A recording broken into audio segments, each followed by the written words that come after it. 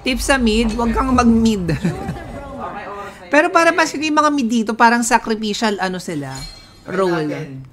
I'm not sure. Sa mga pro scene na napapanood ko, especially the last PKL Grand Finals between Blacklist and Boom, yung mid, kinukuha ng jungler.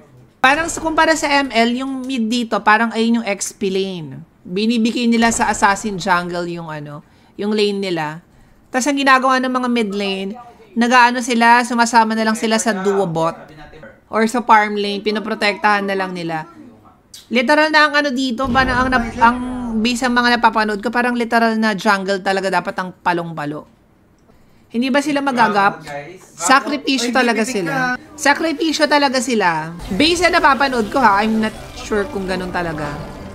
Kaya guys, yung mga mga nag-i-choke dyan, huwag kayong magagalit pag kinuha ng jungler niyong lane nyo Literal na kukunin talaga nila. Paano kasi napaka-OP ng mga jungler dito sa Ichoki. Literal na 1 hit, 2 hits ka lang. Ayun ang hindi ko nagugustuhan dito sa Ichoki. Parang nawawalan ng teamfight kasi parang 1 hitan lang, ganon. Parang wala masyadong teamfight na nagaganap. Parang hindi nga uso dito ang set-set Kasi literal na set ka pa ba kung kaya namang mang-one hit ng mga core nyo? Parang napakasakit lahat ng hero. Especially the jungler